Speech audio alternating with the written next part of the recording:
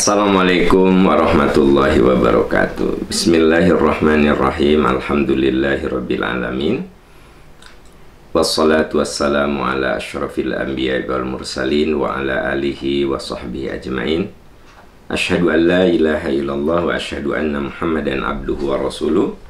Allahumma salli ala Muhammad wa ala ali Muhammad kama shallaita ala Ibrahim wa ala ali Ibrahim fil alamina innaka Hamidum Majid. Alhamdulillah, Bapak, Ibu, sahabat percikan iman yang Allah muliakan. Pagi ini kita akan membahas sejumlah pertanyaan, sejumlah masalah yang akan kita bedah dari perspektif Al-Quran dan Sunnah Rasulullah SAW. Ya, kita akan awali dengan pertanyaan pertama. Assalamualaikum Ustadz. Waalaikumsalam warahmatullahi. Mau nanya, kalau dalam doa selalu ada kata diampuni dan dimaafkan, apa bedanya diampuni dan dimaafkan? Jadi apa beda diampuni dan dimaafkan? Di dalam surat Ali Imran ayat 193, di situ ada doa, Rabbana innana sami'na munadiya yunadi lil imani an aminu bi rabbikum fa amana. Rabbana faghfir lana dzunubana wa kaffir anna sayyi'atina wa tawaffana ma'al abrar. Wa'fu anna waghfir lana warhamna, juga ada ya di ayat lain. Waghfir lana, ampuni kami, maafkan kami, rahmati kami. Di dalam Ali Imran ada, ya Allah ampuni kesalahan kami, maafkan kekeliruan kami. Jadi apa antara ampuni dan maafkan? Kalau Ghafara itu diartikan mengampuni, itu adalah untuk dosa-dosa yang kita sadari betul. Ya, kan dosa itu ada yang by design, artinya kita sadar betul. Bahkan mungkin dosa itu kita rencanakan, kita perhitungkan. Ada juga dosa yang sama sekali tidak direncanakan. Saya ngobrol sama teman-teman tentang pekerjaan. A, B, C, D, tentang pekerjaan aja. Tiba-tiba terseliplah gosip. Jadi kami ngobrol sama sekali tidak berniat menggosip. Benar-benar kita berbicara tentang pekerjaan. Masuklah gosip, masuklah unsur menghina. Nah, itu kan suatu yang tidak kita rencanakan. Maka menggunakan kalimat fa'fu anna, maafkan. Jadi untuk kata fa'fu anna, maafkan, itu untuk dosa-dosa yang tidak kita sengaja. Dan dosa yang tidak kita sengaja itu, yang tidak kita rencanakan, yang betul-betul by accident, itu bahkan bisa terhapus dengan amalan-amalan.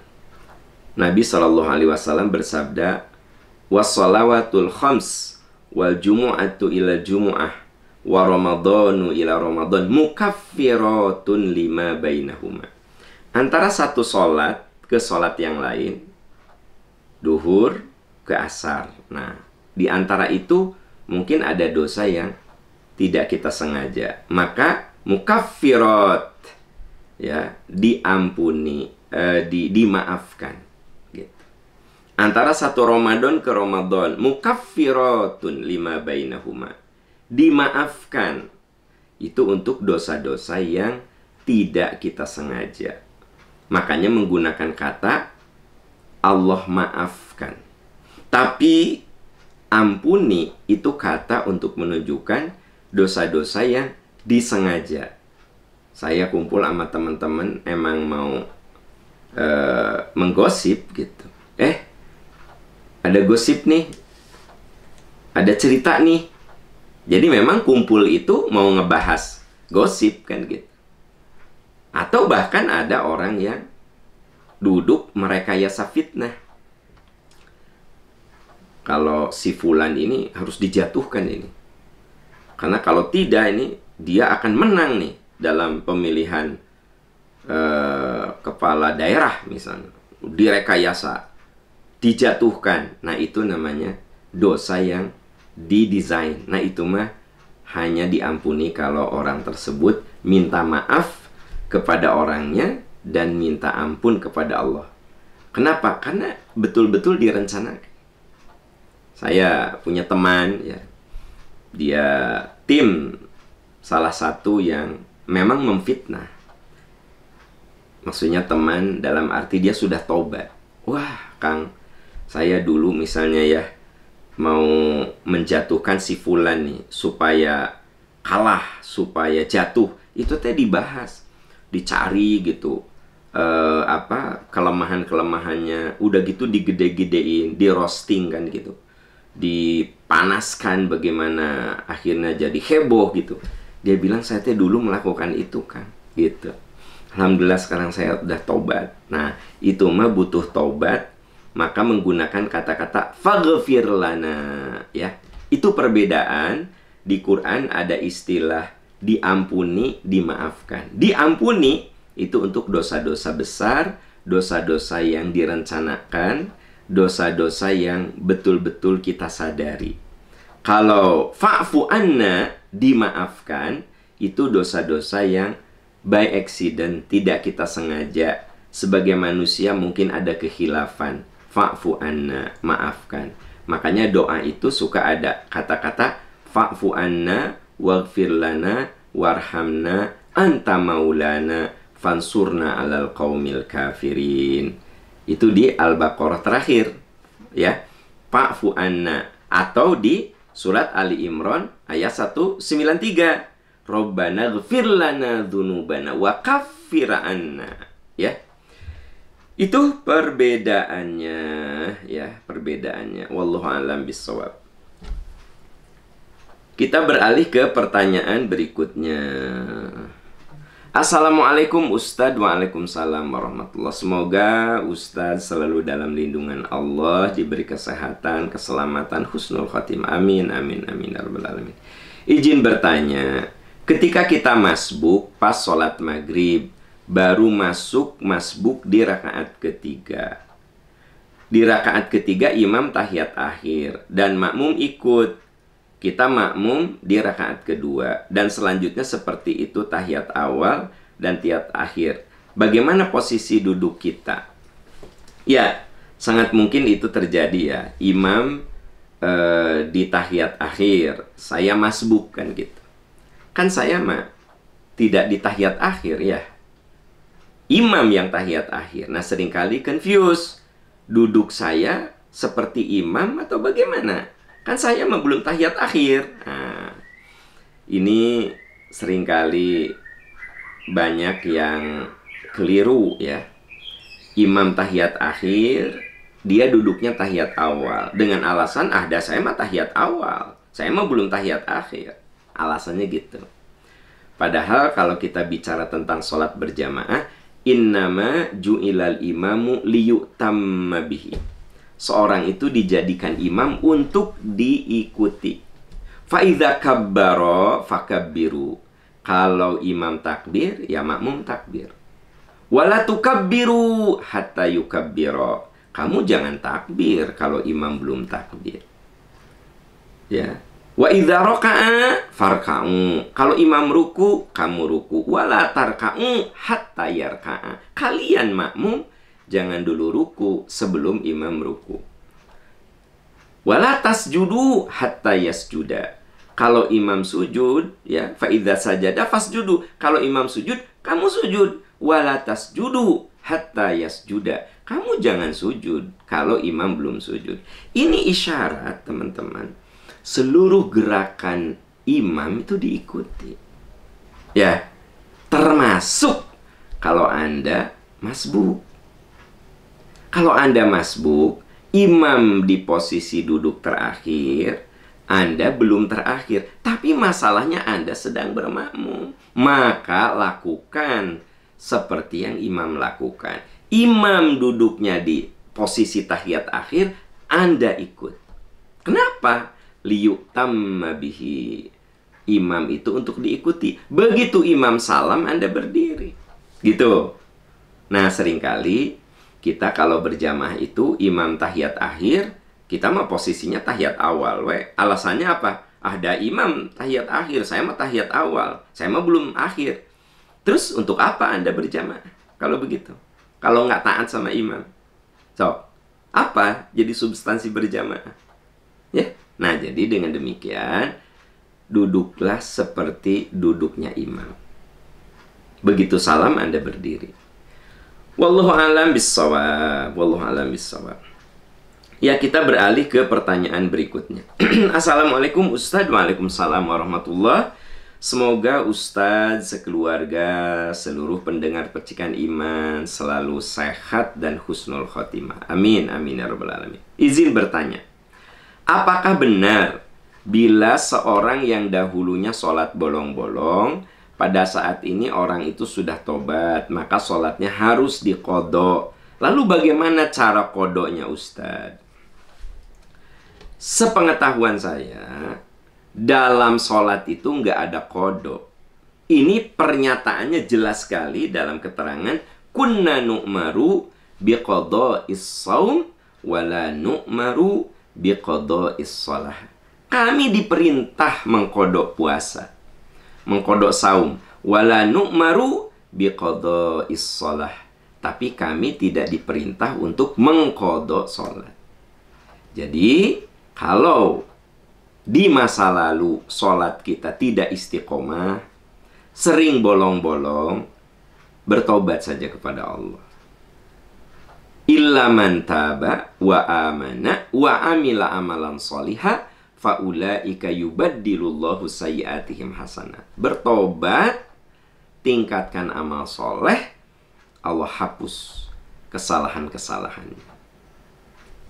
Rajin sekarang ini sholat sunnah, rawatib, duha, tahajud, witir, lakukan. Ya. Itu menjadi penghapus.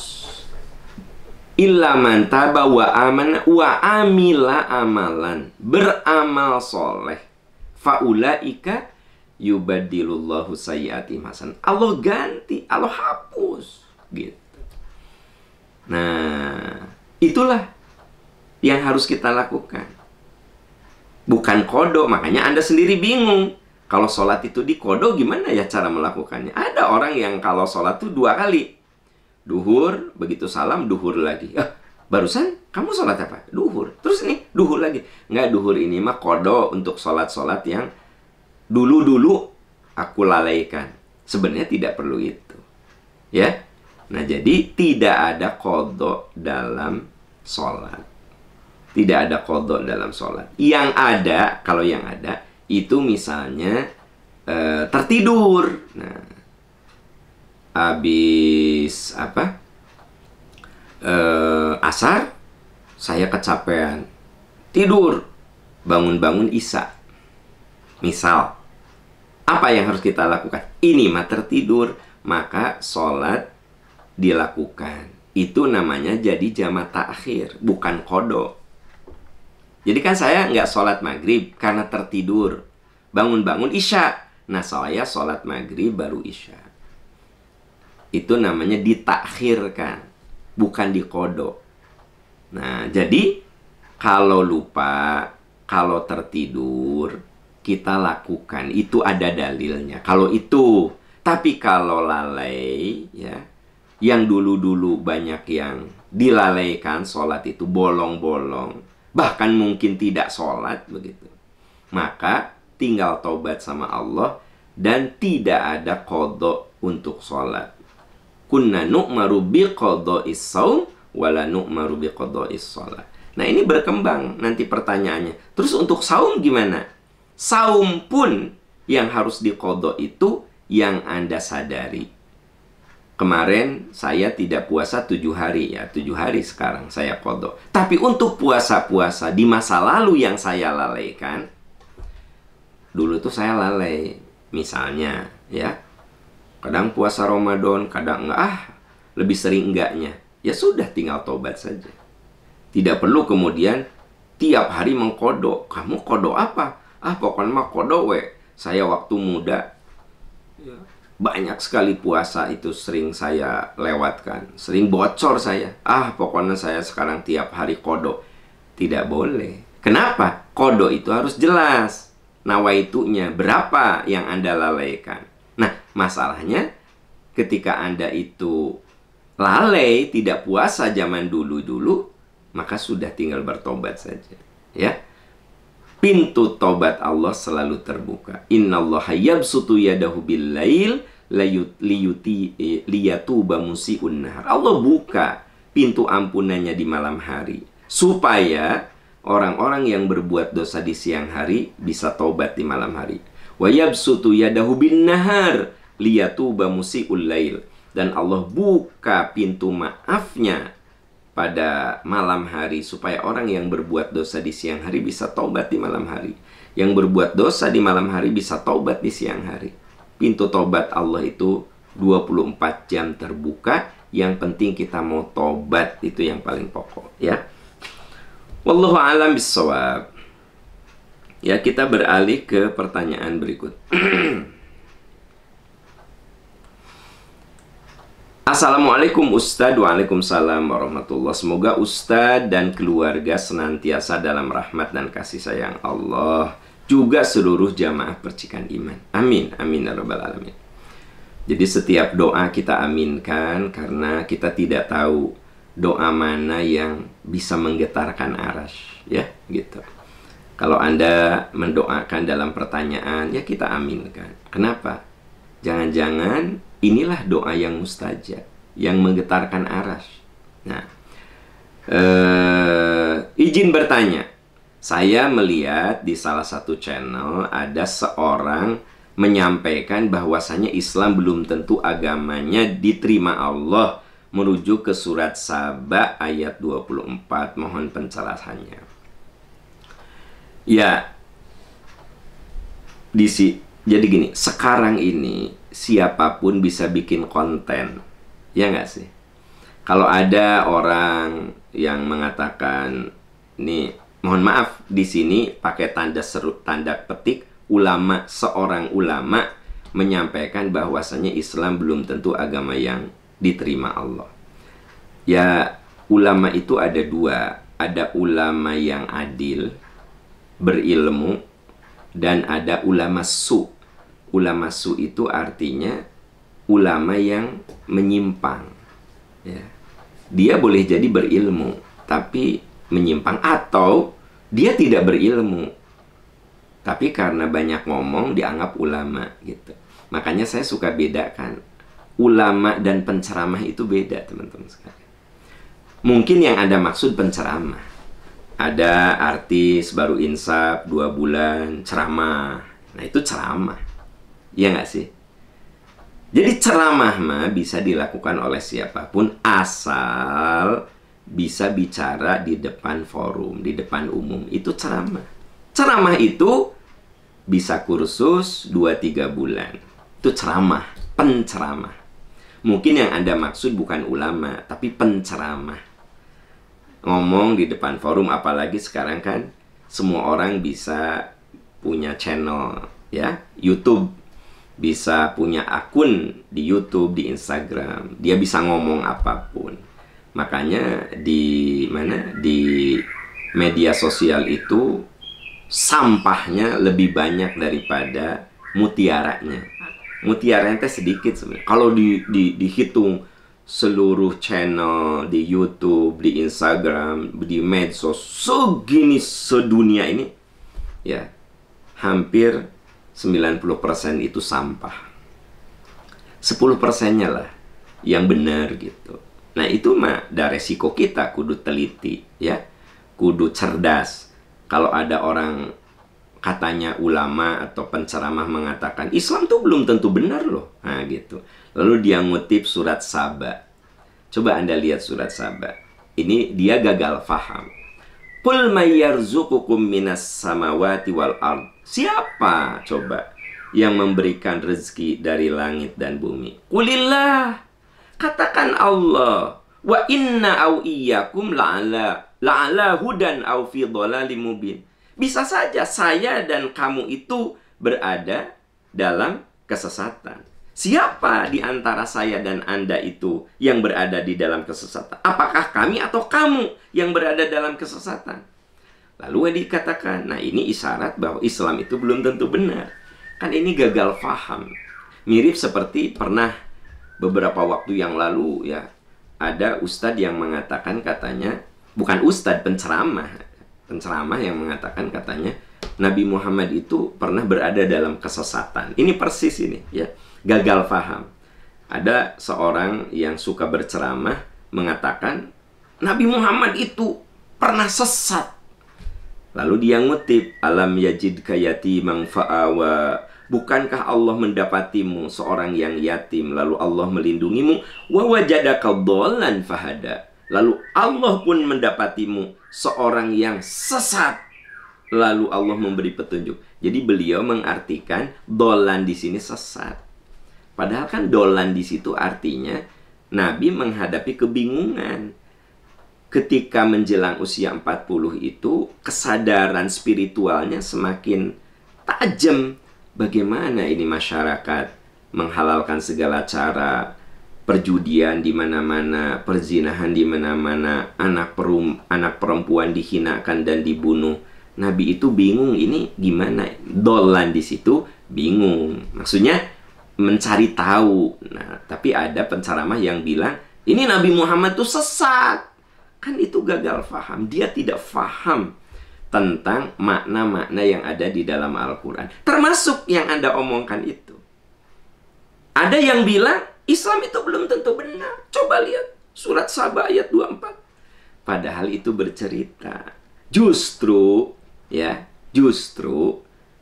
untuk menunjukkan kebenaran Islam itulah yang benar. Bukan berarti Islam itu tidak benar. Qul may yarzuqukum minas samawat. Siapa ya coba yang memberikan rezeki dari langit dan bumi?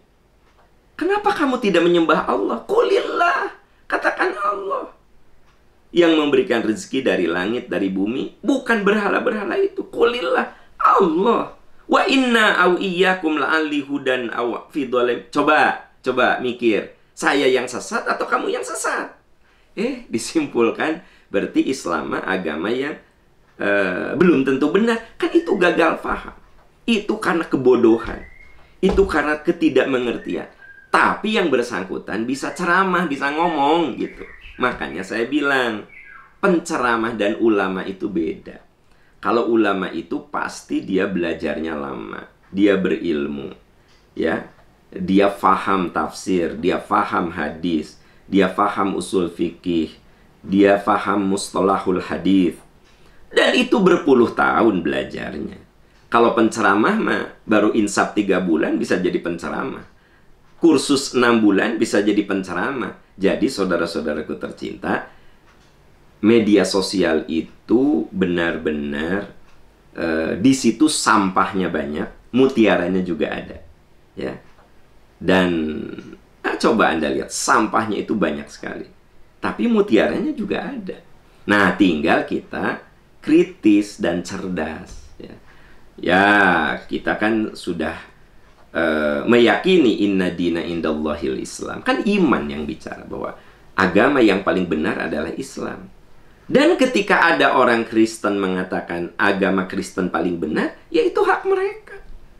Dan memang kalau kita beragama itu kudu yakin benar. Ya nggak sih? Kalau ada orang Islam apalagi penceramah mengatakan Islam teh belum tentu benar gitu. Udah gitu teh dia teh tanda petik ulama gitu. Ya. Masa ulama ngomong kayak gitu? Ya. Kenapa? Karena gagal faham, tidak faham secara benar. Ya, dan itu itu menggambarkan bahwa dia itu penceramah, tapi dia sendiri nggak yakin dengan agamanya. pasti dia halalkan segala cara. Itu boleh, ini boleh, ini boleh, itu boleh gitu. Jadi gini teman-teman, kalau kita jadi orang beragama, kita kudu yakin agama kita paling benar. Orang Kristen, dia kudu yakin agama Kristen paling benar, kata dia. Ya. Jadi orang beragama itu kudu meyakini bahwa agamanya paling benar. Logikanya kan gitu. Gitu kan? Nah, kita umat Islam kudu yakin inna dina indallahil Islam. Agama yang diterima Allah mah hanya Islam. Agama yang paling benar mah Islam. Kata kita orang Islam. Apa kata non-muslim? Itu mah urusan mereka. Seperti halnya kita nggak usah marah kalau orang Kristen mengatakan Kristen agama yang paling benar, Hindu agama yang paling benar. Ya itu mah keyakinan mereka. Mereka yang ngomong. Jadi gimana? Itu hak mereka. Yang aneh kalau umat Islam mengatakan Islam itu belum tentu benar. Itu yang aneh. Ya, itu yang aneh gitu loh, teman-teman, ya. Yuk, kita belajar terus, belajar. Dan Anda pun dari sini harus hati-hati bahwa tidak semua yang diomongin di narasumber yang ada di medsos itu benar adanya. Jadi kita harus lihat kapasitasnya, reputasinya, ya, track recordnya gitu. Wallahu a'lam bissawab. Semoga kita semua selalu dalam lindungan Allah Subhanahu wa taala. Amin ya rabbal alamin. Kita beralih ke pertanyaan berikut. Ya, assalamualaikum Ustadz. Waalaikumsalam warahmatullah. Semoga Ustadz panjang umur, berkah dan husnul khotimah. Amin amin.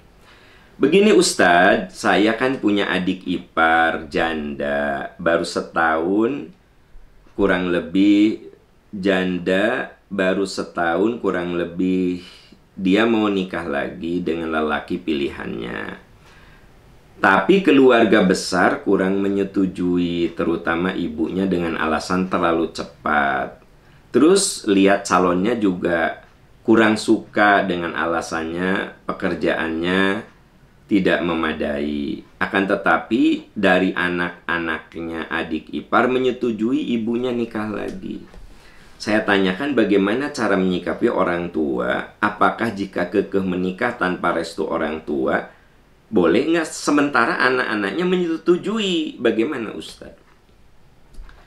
Kalau janda, kalau janda, ya, apalagi sudah punya anak, maka sesungguhnya yang paling berhak itu lingkaran terdekatnya, anak-anaknya, bukan orang tuanya.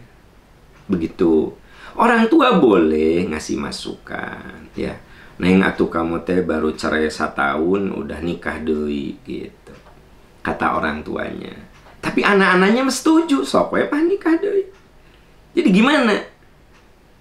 Pertama, bahwa janda itu kalau menikah tidak ada ketentuan harus ada izin dari orang tuanya, ya. Kemudian yang kedua, yang berhak memberikan izin merestui itu anak-anaknya. Ini jelas anak-anaknya sudah setuju. Nah, terus Anda sebagai ipar juga nggak boleh ikut campur gitu. Ya sudah, ya kan gini. Hidup itu ada wilayah kita, ada wilayah orang lain. Jadi kalau misalnya ipar Anda itu janda, ya, lalu dia mau menikah lagi, ya Anda nggak usah ikut campur. Udah begitu apa? Lihat aja anak-anak, kan Anda bilang anak-anak nama setuju, ya sudah. Apanya yang jadi masalah? Gitu. Hanya memang kita harus berbakti kepada orang tua, berbuat baik kepada orang tua, ya, begitu. Nah, namun ada masalah-masalah dalam kehidupan ini yang sesungguhnya itu wilayah yang bersangkutan. Karena statusnya sudah bukan gadis lagi. Kalau gadis itu 100% yang jadi walinya itu orang tua. Kalau janda dan punya anak, apalagi anaknya udah pada gede-gede, ya itu mah wilayah anaknya gitu. Ya, wallahu a'lam bishawab. Ya, kita beralih ke pertanyaan. Assalamualaikum Ustadz, saya jarang sedekah ke yayasan atau masjid karena keuangannya terbatas. Saya punya orang tua yang udah nggak punya penghasilan. Jadi saya yang mencukupi semua kebutuhan orang tua tiap bulan. Apakah ngasih ke orang tua tiap bulan sama pahalanya seperti saya sedekah ke masjid, ke yayasan? Apakah bisa disebut berbakti kepada orang tua seperti itu? Ibu, coba Anda lihat di Al-Baqarah 215. Apa yang Anda lakukan itu sudah benar. Yas'alunaka madza yunfiqun. Mereka bertanya, apa yang harus dinafkahkan? Qul ma anfaqtu min khairin falil walidain. Maka kalau kamu menafkahkan, berinfak itu khairin, dari suatu kebaikan, falil walidain, untuk kedua orang tua. Wal akrobin, kerabat dekat. Wal yatama, yatim. Yatim juga bagusnya yang ada kekerabatan. Wal masakin, wabnis sabil, miskin, ibnu sabil. Wa ma taf'alu min khairin fa innallaha bihi alim. Apapun yang kamu kerjakan, Allah Maha tahu. Jadi kalau Anda dana terbatas, Anda lebih memilih menyantuni orang tua. Ustadz, saya mah jarang gitu berinfak di masjid ya. Wakaf saya jarang karena orang tua saya tidak berpenghasilan, tidak ada sumber kehidupan, jadi saya yang menghandle. Justru menurut Al-Quran Al-Baqarah 215, qul ma anfaqtu min khairin falil walidain. Apa yang kamu infakkan itu mulai dari orang tua. Wal akrobin, kerabat dekat. Wal yatama, yatim. Wal masakin, miskin. Wabnis sabil, ibnu sabil. Ibnu sabil itu orang yang sedang melakukan perjalanan dalam kebaikan. Contoh anak-anak kita yang kuliah di Bandung, orang tuanya jauh, itu ibnu sabil sebenarnya, ya. Atau orang-orang yang sedang beribadah seperti saat haji, kan banyak yang bersedekah. Saya ingin tanya, itu orang yang berhaji orang-orang kaya, benar nggak sih? Tapi mereka sedang ibnu sabil. Maka mereka bersedekah tuh.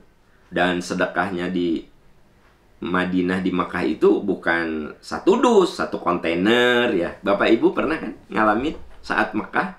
Tiba-tiba ada kontainer berhenti. Benar-benar jamaah haji itu dibagi.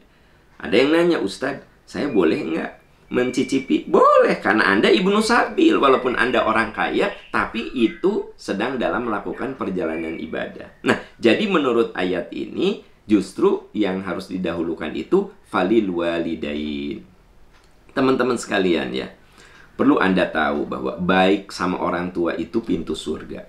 Al-walidu awsatu abwabil jannah. Orang tua itu pintu surga yang paling tengah. Jadi kalau kita jalan, ya ada, maksudnya gini, kalau kita datang ke satu bangunan, ini banyak pintunya. Nah, orang tua itu pintu utama. Awsatu abwabil jannah, pintu utama. Fa in syi'ta fa'adhi dzalikal bab awih fadhu. Kalau kamu mau, ya sia-siakan pintu itu, atau kamu jaga pintu itu. Jadi teman-teman sekalian yang masih punya orang tua, sampai Anda betul-betul berjuang ya, berbakti kepada orang tua, Anda perlu ingat bahwa al-walidu awsatu abwabil jannah. Bakti kepada orang tua itu adalah pintu utama dari pintu-pintu surga. Anda tahu kan pintu surga itu banyak kan? Banyak pintu surga itu. Ada namanya orang yang rajin sedekah masuk ke pintu sedekah. Orang yang rajin tahajud masuk ke pintu tahajud. Orang yang rajin saum masuk ke pintu saum. Orang yang rajin majelis taklim masuk ke pintu majelis taklim. Tapi Anda tahu nggak? Pintu utamanya itu bukan di pintu puasa, bukan di pintu sholat, bukan di pintu majelis taklim. Awsatu abwabil jannah, al-walid, berbakti kepada orang tua, itu pintu utama surga. Fa in syi'ta fa'adi dzalik. Kalau mau kamu abaikan pintu itu, awih fadhu, Atau kalau kamu mau, jaga pintu itu. Ya, ada orang yang umroh, udah 10 kali umroh tuh, tapi nggak pernah gitu bawa umroh ibu bapaknya, belum pernah mengumrohkan ibu bapaknya. Nah, coba pikir yang baik ya gitu. Piknik kemana-mana, tapi nggak pernah bawa ibu bapaknya. Kalau mau jadikan orang tua sebagai pintu surga, kata Nabi, fa'adi dzalikal bab awifat. Kamu mau abaikan pintu itu atau kamu mau perhatikan pintu itu? Itu balik ke kamu. Makanya teman-teman sekalian, kalau Anda masih punya orang tua, itu pintu surga. Alhamdulillah saya masih punya pintu surga. Ibu saya masih ada. Bapak saya sudah nggak ada. Ya, saya sudah tidak bisa masuk lewat pintu bapak saya karena sudah meninggal. Tapi saya masih punya ibu, alhamdulillah. Itu pintu surga saya. Jangan abaikan, teman-teman sekalian. Ya, jadi ibu, nggak masalah kalau dana ibu terbatas, ibu lebih fokus untuk ngurus orang tua. Nggak masalah. Itu pintu surga Anda. Ya, itu pintu surga Anda. Saudara-saudaraku tercinta, itu yang bisa kita bahas pada pagi ini. Subhanaka Allahumma wa bihamdika asyhadu an la ilaha illa anta astaghfiruka wa atubu ilaik walhamdulillahirabbil alamin. Wassalamualaikum warahmatullahi wabarakatuh.